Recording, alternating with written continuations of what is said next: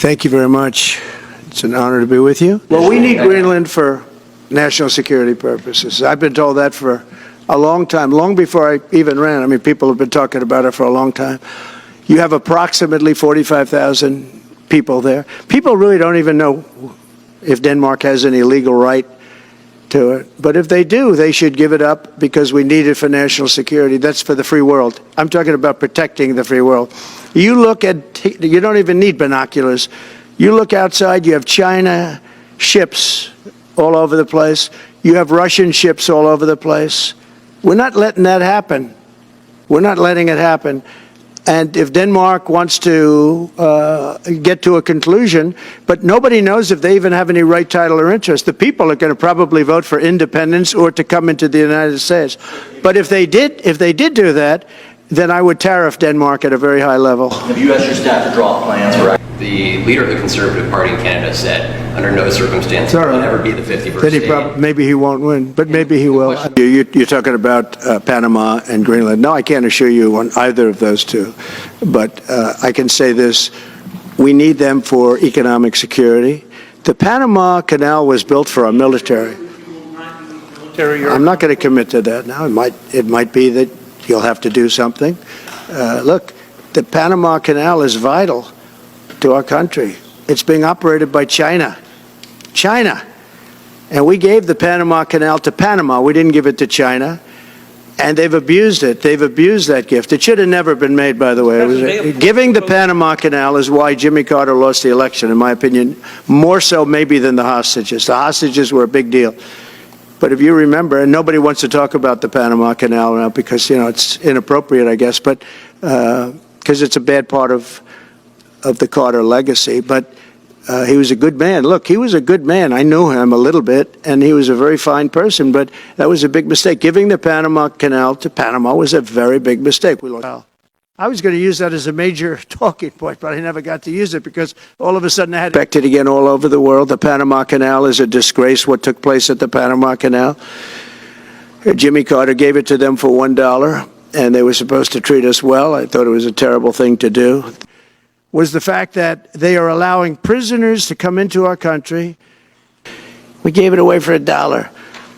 But the deal was that, you know, they have to treat us fairly. They don't treat us fairly. They charge more for our ships than they charge for ships of other countries. They charge more for our Navy than they charge for navies of other countries. They laugh at us because they think we're stupid, but we're not stupid anymore. So the Panama Canal is under discussion with them right now. They violated every aspect of the agreement, and they morally violated it also. What immediately is, just leave it in place.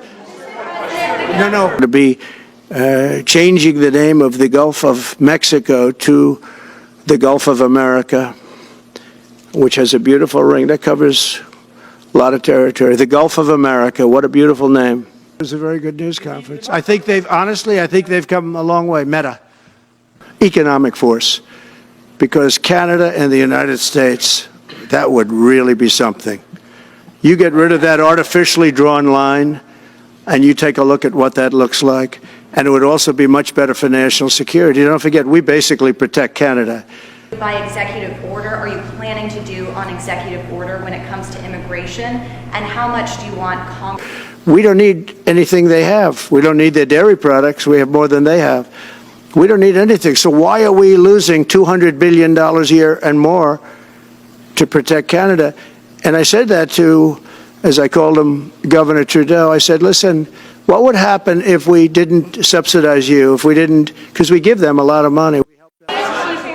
So we'll do this again. I just want to thank everybody very much. No, right.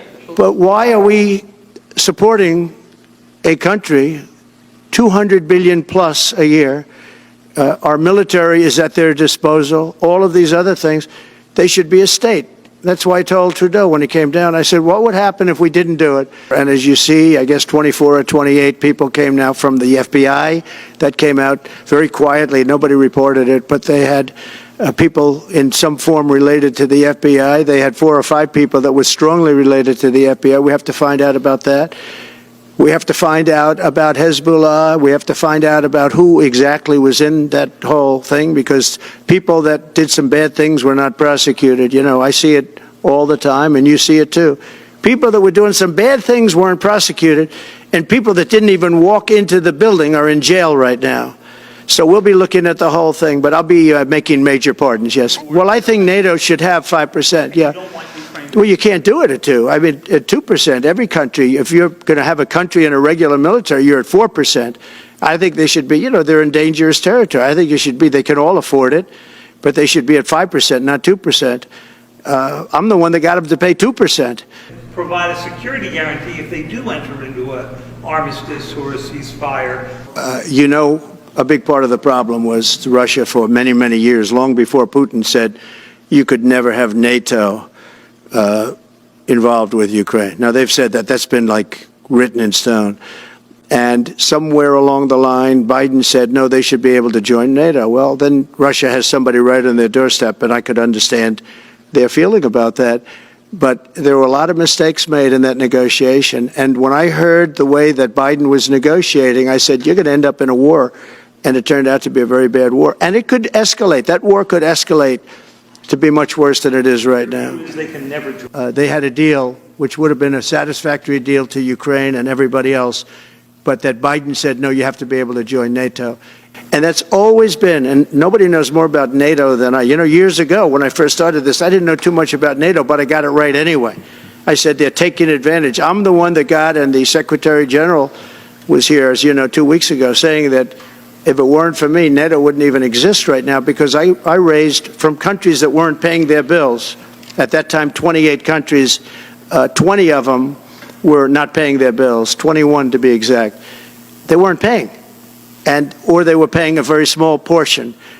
And I raised over $680 billion. That was the number he gave, by saying, if you don't pay, we're not going to protect you. And as soon as I said that, the money came pouring in. But Obama could have said it. Other people could have said it. Bush could have said it. Nobody said it but me. Nobody said it but me. I took a lot of heat. They said, oh, that's a threatening statement. Well, they weren't paying their bills. I said, we're not going to protect you if you're not paying the bills. So, in a true sense, I saved NATO, but NATO's taken advantage of us. Well, we need Greenland for national security purposes. I've been told that for a long time, long before I even ran. I mean, people have been talking about it for a long time. You have approximately 45,000 people there. People really don't even know if Denmark has any legal right to it. But if they do, they should give it up, because we need it for national security. That's for the free world. I'm talking about protecting the free world.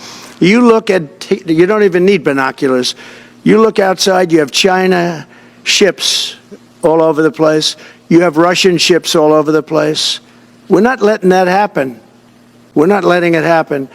And if Denmark wants to get to a conclusion, but nobody knows if they even have any right, title, or interest. The people are going to probably vote for independence or to come into the United States.